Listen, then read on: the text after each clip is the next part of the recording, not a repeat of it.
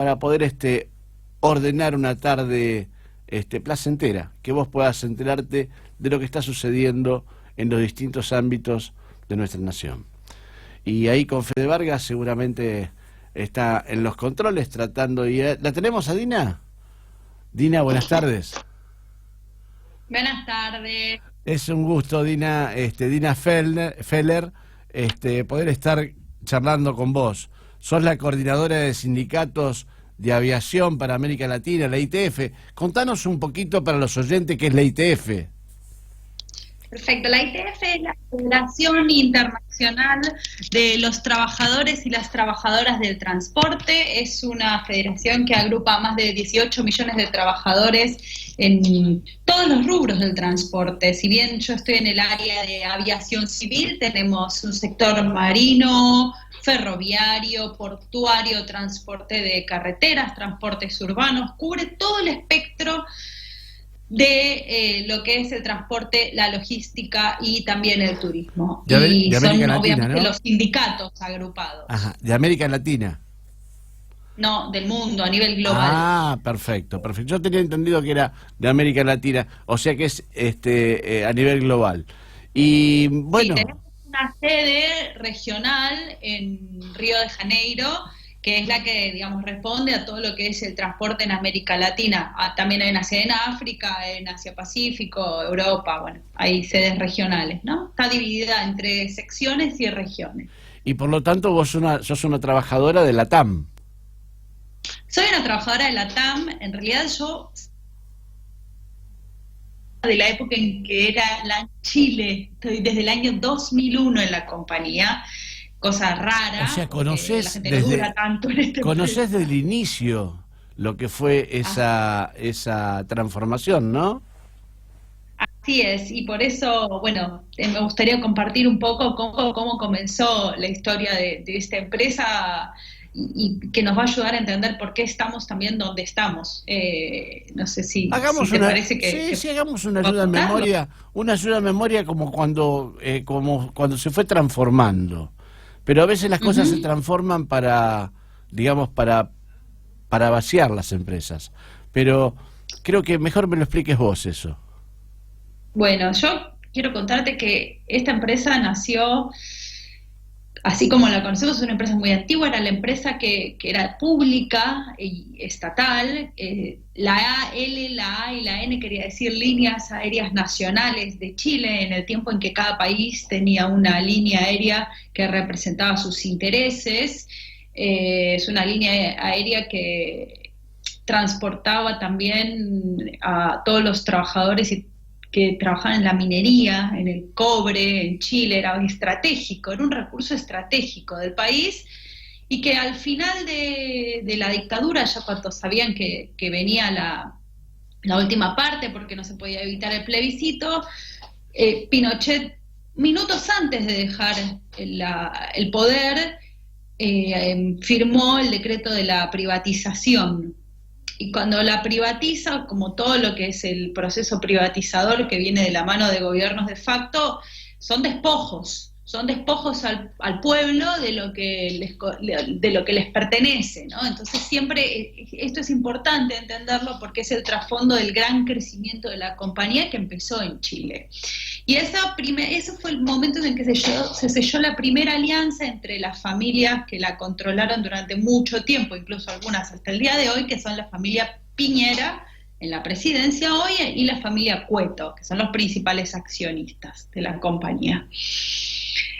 Desde ese momento, desde fines de los años 80, que parten con esta alianza económica. Y después la compañía creció y tuvo sucesivos ingresos en distintos mercados depredados en América Latina, caso Perú, Ecuador, Colombia, Paraguay, donde dejaban el mercado, abandonaban las empresas nacionales porque estaban caídas, porque no había forma de que el Estado invirtiera en ellas, y entraba LAN y creaba su filial, como conteniendo todavía el poder en la casa matriz, pero creaba LAN Perú, LAN Ecuador, LAN Colombia. Así generó una expansión monstruosa hasta cubrir la mayoría de los mercados de la región, siendo que partía de una pequeña empresa en la región austral, en Chile, y ese crecimiento exponencial llega en su pico máximo en el año 2012, cuando adquieren en forma de fusión, entre comillas, al gigante TAM, que era la empresa más importante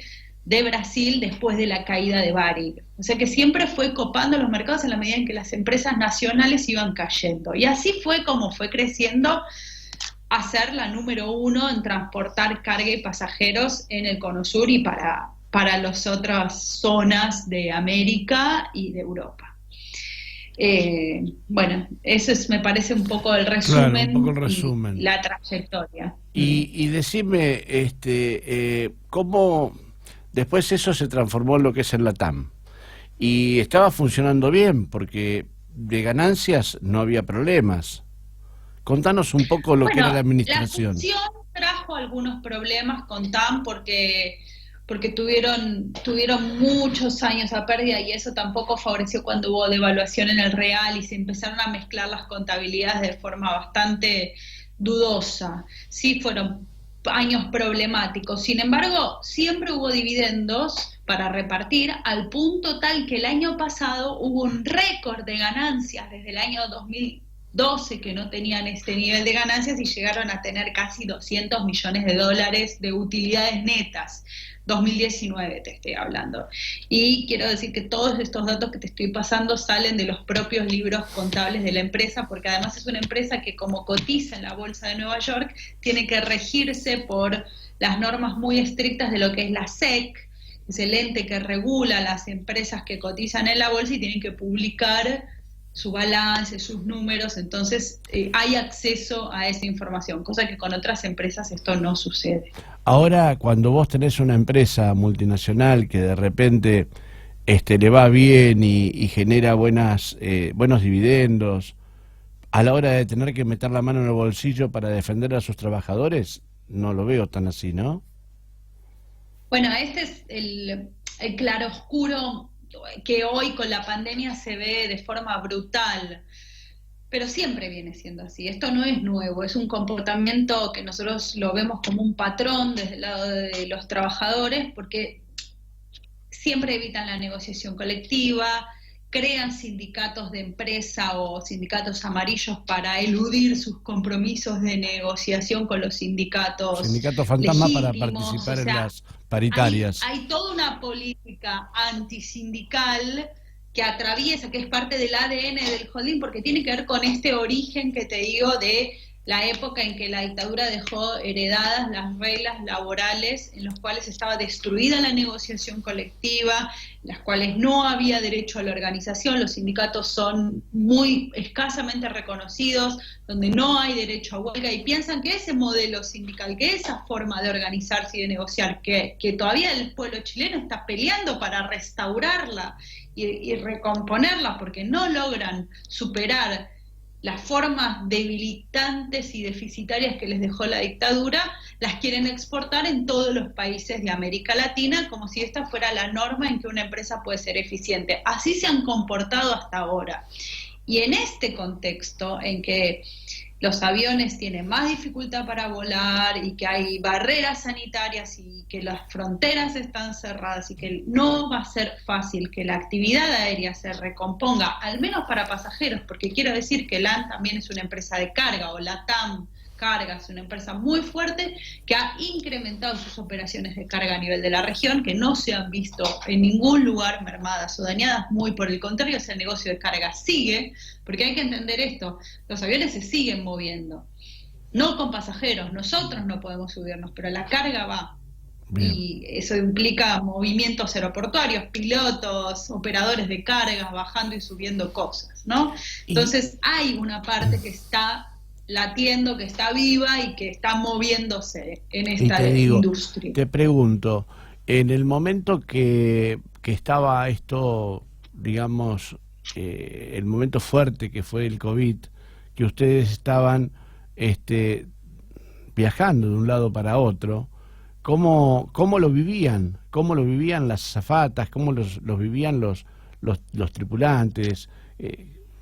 Qué situación, ¿no? Bueno, para nosotros fue ir entendiendo en la medida que esto sucedía, ir entendiendo la gravedad que tenía en el día a día, porque la empresa no solo no nos proveía la suficiente información, sino que escondía intencionalmente la cantidad de casos, no teníamos acceso a cuántos compañeros estaban enfermos, sus familias. Esto fue muy grave, fue un manejo muy poco responsable en un primer momento, incluso cuando se pidieron desde los tripulantes y las tripulaciones, ¿no?, que están todos en contacto directo con los pasajeros, o la gente de servicio al pasajero en los aeropuertos, los equipos de protección que hoy sabemos que son incluso insuficientes, porque si no hay medidas más complejas para protegerla sanitariamente a aquellos que estamos en contacto con los pasajeros, igual no funciona. Decían que la mascarilla, por ejemplo, que los tapabocas, las mascarillas no eran estéticos, entonces que no podíamos utilizarlos, o los guantes. Bueno, tuvo una discusión en los primeros momentos de esta pandemia, cuando todavía incluso ni siquiera estaba declarada pandemia, las primeras semanas de marzo, donde todavía nos seguían discutiendo el carácter estético de los equipos de protección, ¿no? Y enterándonos, aparte, que, por ejemplo, el primer caso en Perú es un piloto. El caso 1, ¿viste? Cuando se habla del caso 0 o el caso 1 de un país, es un piloto de LATAM Perú. Entonces, y enterarnos de estas cosas por la prensa y no por la empresa, que creemos que fue muy responsable en el principio en su manejo en el aspecto sanitario. Bueno, pero la empresa en realidad, apuntando a lo económico. La empresa en realidad siempre se manejó con esa idiosincrasia de aprietes y de liderazgos sobre la presión, ¿cierto? Sí, no del diálogo. Y del chantaje. Y del chantaje, Y el ¿no? chantaje, porque es importante entender que dice, si no te gusta, bueno, ahí está la puerta. Entonces uno está obligado a aceptar o a irse, como si esta falacia del falso dilema, ¿no? Que hay dos posibilidades, hay un túnel y al hay no que seguir tener por un ahí. verdadero sindicato que defienda los derechos de sus trabajadores, no les quedaba alternativa que agachar la cabeza y seguir laburando. Sí, esto a nivel holding. Obviamente esta lógica en Argentina encuentra una resistencia enorme, porque los sindicatos argentinos somos hechos de una madera dura, venimos de años de resistencia, de la lucha por Aerolíneas Argentinas y Austral, que fue una campaña tremendamente exitosa en el 2001, con el fin de la estatización en el 2008, entonces todo ese conocimiento y esa capacidad de lucha, cuando viene la TAM, obviamente se pone en función de resistir esas prácticas, de desmantelarlas y de desactivarlas y de lograr normalizar las relaciones laborales y la negociación colectiva. No es casual que en este momento que la empresa se está debatiendo si se queda o se va del país y en qué condiciones se va, despliegue un aparato mediático enorme culpabilizando a estos sindicatos que durante años han negociado y han mantenido relaciones con la empresa, de que gracias a su intransigencia hoy debe irse del país. O sea, está todo esto en su, digamos, en una filosofía de empresa, claro, que funciona así en Argentina, pero también en los otros países. Es exactamente igual. Y ahora, digamos, viendo la situación de esta empresa que se quiere ir o quiere echar a los trabajadores, creo que son 1.750, 1.800 o 2.000 trabajadores, que en realidad no son 2.000 trabajadores, son 2.000 familias. Sí, además eso que decís vos es interesante, porque ahí hay una confusión. ¿Quiénes somos los trabajadores de la TAM en Argentina? Porque la empresa tiene distintas unidades de negocios acá. Entonces, una unidad de negocios es la TAM Argentina, que tiene 1.715, o tenía 1.715, como lo llaman ellos, colaboradores, porque ni siquiera quieren usar la palabra trabajadores, ¿no? Entonces ponen estos eufemismos todo el tiempo. Pero también está...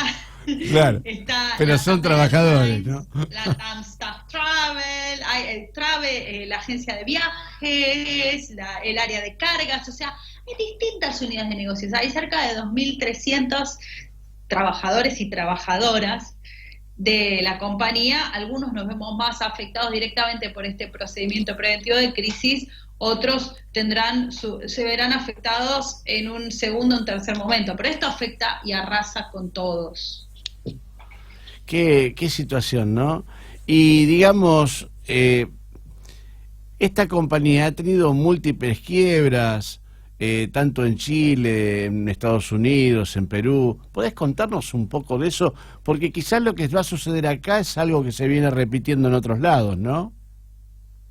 Sí, tal cual lo decís, hay un patrón de conducta. Ellos están entrando en lo que se llama la ley de quiebras, dentro de la ley de quiebras en Estados Unidos, en el capítulo 11, que es para reorganizar las deudas. Es similar a un procedimiento preventivo de crisis, pero también trasladaron esto a Perú, a Chile y a Ecuador. Son los países donde está entrando en este procedimiento. Argentina, Brasil y Paraguay quedaron fuera, pero los procesos son paralelos. O sea, estamos viendo que está sucediendo en Argentina en paralelo a lo que quedó por fuera del proceso en Estados Unidos.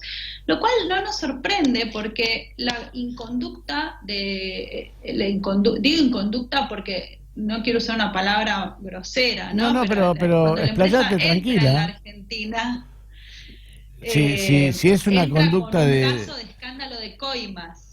Entonces, esas coimas son... el Departamento de Justicia de Estados Unidos encuentra estas coimas que fueron trianguladas para el ingreso de lana en la Argentina en el año 2005, descubre que hay un dibujo, un balance dibujado donde se esconde este pago de coimas y multa a la compañía, la encuentra culpable y multa a la compañía por haber triangulado un pago de coimas a través de una consultora en Miami con un caso acá que involucraba en su momento a funcionarios, digamos, fue un escándalo eso, lo que sucedió acá. Entonces, y sindicatos también. Entonces, eso está todo documentado, y esta inconducta hace que también hoy la empresa diga, no, yo ya tengo un prontuario con Argentina, ahora lo voy a dejar por fuera, porque podría afectar incluso el desarrollo del juicio que están teniendo hoy por la ley de quiebras en Estados Unidos.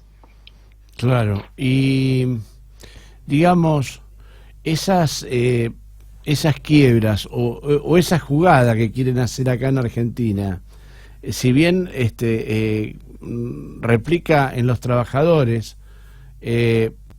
ellos, las arcas, no están con las arcas vacías, podían haber hecho frente perfectamente al salario de esos trabajadores. Por supuesto, y no solo eso? hacer frente, ellos, todas las alternativas que acercaron los sindicatos desde que esta crisis se desató para poder resolver, y son sindicatos que han resuelto situaciones muy complejas con otras empresas del sector, quiero decirte, Intercargo, el Duty Free, o sea, todas empresas que están alrededor de lo que es la operación del aeropuerto, han encontrado un camino. Lo que pasó con la TAM es que directamente cerró todas las puertas a la negociación. La empresa no quiso escuchar propuestas de todo tipo que se llevaron, algunas más flexibles, otras más cerradas, pero había una disposición a negociar. No, esta intransigencia viene de parte de la empresa, no de los sectores de los trabajadores y las trabajadoras organizadas. Y esto sorprendió mucho, yo creo, también a los que tienen que ahora tomar la decisión sobre si aceptar o no este procedimiento preventivo de crisis, que es el ministro de Trabajo y su equipo, ¿no? Acá también hay un elemento que no sé, me parece que sorprende a todos, que es esta negativa de la compañía a buscar una salida. O sea, ellos están cerrando la puerta, estamos nosotros en un lockout en este momento de la compañía, y una avanzada mediática brutal. Mira, yo tengo experiencia gremial y yo sé que muchas veces los trabajadores, algunos, tienen la lucidez y la posibilidad de poder estudiar cuál sería la salida. Y a veces la salida la tienen los trabajadores y los empresarios no las escuchan, y los gobiernos tampoco. Entonces yo creo que habría que tratar de ver cómo hacemos para que los gobiernos escuchen y los empresarios también. Seguramente que de tu lado alguna idea para sanear esto hay. Sí, por supuesto, Santiago. Hay propuestas, hemos acercado desde distintos sectores, Vos sabés que los sindicatos aeronáuticos funcionan con un frente, trabajan juntos, han hecho campañas súper creativas, han encontrado salidas a momentos críticos, son sindicatos que tienen una gran experiencia y capacidad de pelea y que buscan renovarse, innovar en su forma siempre. Entonces, las ideas están, lo que necesitamos en este momento es un interlocutor válido del otro lado y también que el Cuando vos Estado hablás, y cuando los hablas, funcionarios pasen esta prueba. Es eh, muy difícil. perdona Medina, cuando vos hablás de un interlocutor, ¿a qué te referís? Yo entiendo lo A que es que un la empresa interlocutor, a la pero empresa, por está bien, pero supuesto. ¿qué interlocutor te está faltando? ¿Te está faltando un interlocutor gremial, un interlocutor? ¿Qué es lo que te está faltando como para que la empresa pueda hacer oído de esto?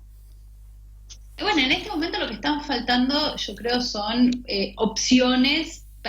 A ver, ¿con quién conversar las opciones que llevan los sindicatos? Y está faltando de parte de la empresa voluntad de negociar. Esto es algo que no se puede sustituir con ningún otro elemento. Si no hay voluntad de negociar y la empresa hace un lockout y baja la persiana, acá hay una decisión política de hacer eso de parte de la empresa. Que así como tuvo ayuda política y ayuda económica durante mucho tiempo para poder seguir operando, incluso en momentos muy malos, ahora es el momento en que tienen que continuar en esta línea y decir, bueno, pasamos este momento malo, lo vamos a pasar este también. Pasamos momentos malos en el pasado, vamos a pasar este también. Pero esa decisión aparentemente no estaría, no solo no estaría, sino que está todo lo contrario. Bueno, Y a ver, dentro de ese ámbito, está bien, muchachos, se quieren ir, que se vayan, pero hay que ver de qué forma queda atado el pasar de los trabajadores que quedan ahí sueltos. O sea, yo creo que tiene que haber una pata, una tercera pata estudiada como para poder decirle al Estado y decirle, bueno, tenemos esta pata, tenemos estas rutas aéreas, tenemos... Bueno, hay que ver, ¿no? Porque si se por van, supuesto. van a perder las rutas aéreas que ellos tienen, por ejemplo, ¿no? ¿O no? Bueno, es que este es otro elemento que mencionas y que me parece interesante. El transporte aéreo es altamente regulado en Argentina. O sea, uno no puede llegar y decir, yo voy a volar, no sé, a las rutas que me interesen, las que me gusten y las que no me gusten, no las vuelo. No, o sea, se asignan en audiencias públicas una cantidad de rutas, se otorgan certificados de operadores, esos certificados se renuevan mostrando la capacidad operativa. Se otorgan las rutas en tanto mérito y conveniencia del Estado. O sea, esto, la empresa no puede decir, yo el cabotaje no lo vuelo, pero me quedo con las rutas internacionales y las vuelo con los aviones que se me canta, ¿no? Esto ya lo vivimos durante los años de la gestión anterior. No dio ningún resultado positivo en términos de la industria, hubo contracción, la TAM se achicó, perdió dinero, entonces nosotros ya sabemos a dónde conduce esto. Por eso es el momento de decir, bueno, momento, paremos la pelota, no somos solo, aparte, si vamos a hablar de la política aerocomercial, las familias de las 1.700 familias de la TAM, nuestros compañeros y compañeras de Avian, hace un año que no cobran el sueldo. La gente de Andes, nuestros compañeros y compañeras de Andes, que es una empresa nacional, también están casi en la misma situación que nosotros. Lo que pasa es que el caso de la TAM es totalmente descollante porque es una multinacional que reparte dividendos, incluso en Pero el no para los país. trabajadores. Entonces, no, por supuesto, para los accionistas. Por eso es tan obsceno la cuestión de la TAM, porque realmente es el claroscuro es brutal. Pero ahí es donde se ve el rol del Estado también, donde se ve qué rol va a jugar el gobierno en este momento. Por eso decimos del primer día, esto es una prueba difícil, durísima, que tiene que enfrentar en este momento con esta política aerocomercial que viene degradada, despedazada de la depredación del mercado de los años anteriores y que ahora estamos dispuestos, trabajadores, trabajadoras, usuarios, a poner lo mejor de nosotros para que salga adelante, pero necesitamos que las empresas también digan, bueno, nosotros también lo vamos a hacer, porque si hacen lockout y se van, y vos como, es como imposible. trabajadora, que si estos se van, obviamente quedas en la calle, con el resto de tus compañeros, con el resto de las familias de trabajadores aeronáuticos. ¿Qué pensás que debería hacer el Estado, tu Estado nacional, en función de este flagelo que están atravesando ahora ustedes? Mira, una cosa es lo que es esto que vos decís, ¿no? O sea, ¿qué pienso yo que es lo que está bien? Otra cosa son los deseos, otras cosas son las necesidades, ¿no? Yo te digo, soy madre de 3 chicos. También les muestro a mis hijos con mi ejemplo, con el de mi familia, que vamos a pelear. Incluso en este momento tan difícil se puede luchar. Y eso es una cosa que compartimos con muchos compañeros porque nosotros tenemos en la TAM hoy compañeras y compañeros que vienen de otras empresas que han quebrado como LAPA, Dinar, Aerovip, PSW, ya son sobrevivientes de esos fracasos. Entonces hay una camaradería, hay un espíritu que se transformó en fuerza sindical en todos estos años, con los cuales ya vivimos permanentemente y ya sabemos lo que es. Digamos que somos todos de alguna manera sobrevivientes los que Claro. estamos y vamos a seguir peleando.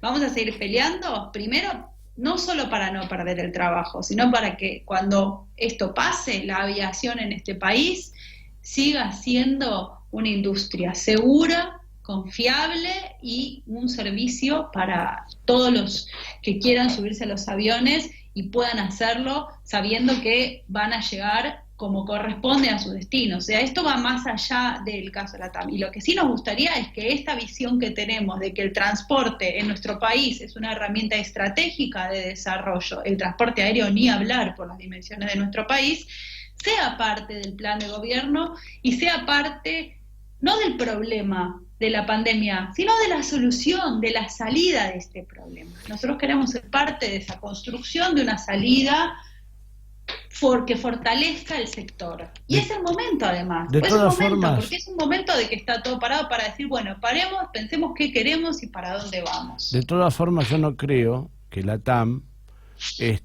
vaya a pensar en sus trabajadores, y creo que la TAM va a proceder de la forma que vos pensás, que ya hemos estado conversando, y la situación ahora hay que ver qué situación van a tener esas 1.700 familias cuando ya se queden en la calle, cuando ya estén en una situación que, para colmo, estamos en cuarentena y en pandemia, que no tienen para poder sustentarse.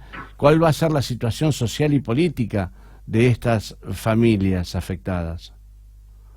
Por supuesto, nosotros ahora estamos en un momento de absoluta angustia, incertidumbre.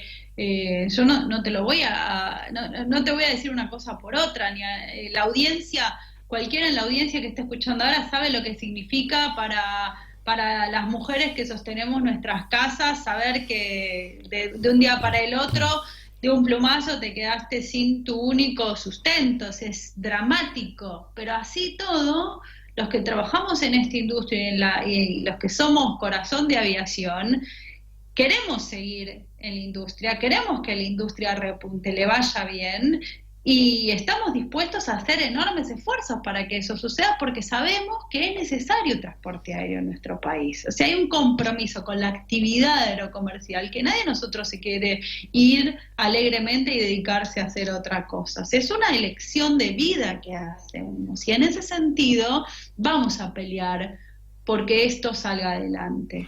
Puede Dina, ser la TAM, si la TAM se quiere ir será otro, acá vamos a estar. Dina Feller, yo te pediría, como para ir dándole un cierre a la nota, de enviarles una palabra a los trabajadores de la TAM, enviarle una palabra a esas familias que van a estar en una situación muy compleja dentro de poco tiempo, y a ver qué le podés decir, de qué forma se pueden organizar, de qué forma pueden ir ordenándose como para poder ser una masa, un núcleo unido, como para poder tener una lucha en conjunto que es mucho más fácil que tener una lucha así todos separados, uno por un lado y otros por el otro, ¿no? Sí. Mira, Santiago, nosotros tenemos ese núcleo, por suerte nosotros lo fuimos construyendo y trabajando y fortaleciendo con muchos años de educación, de formación, de preparación sindical.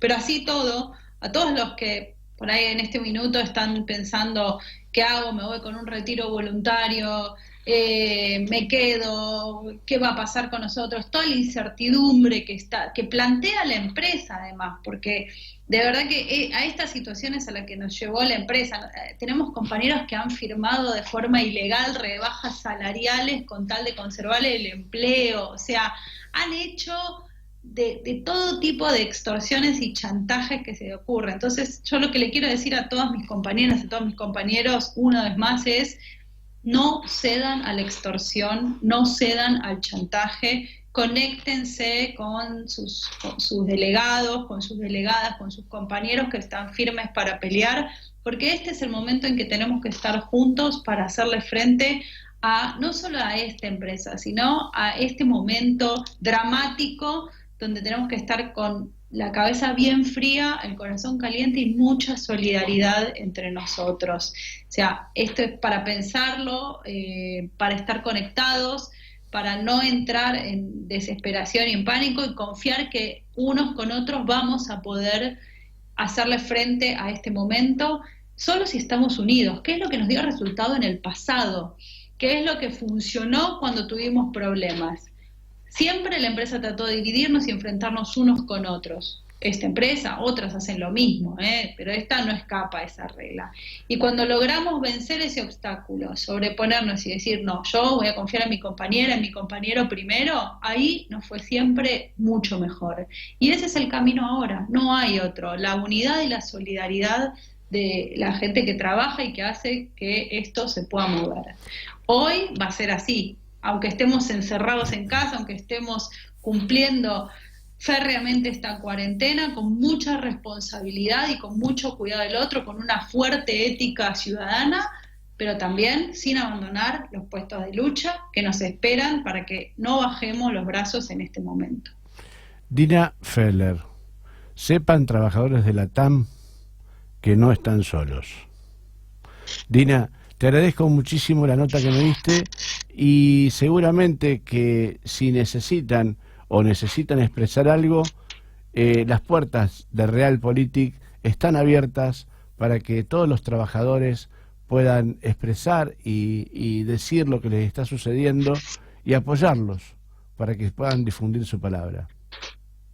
Santiago, la que agradece soy yo por este espacio, por tu calidez, por la apertura del programa, el interés en lo que estamos viviendo, y también esperamos prontamente salir y poder dar buenas noticias, y si no, seguir conectados y seguir informando. Así que muchas gracias en nombre de todos nosotros, de todos los que estamos haciendo frente a esta pelea. Las gracias son para vos. Y no bajes los brazos y seguir luchando por los compañeros. Gracias, Dina Feller. Ahora sí, con Fede Vargas nos vamos a un corte, un buen temita musical y volvemos con otra entrevista.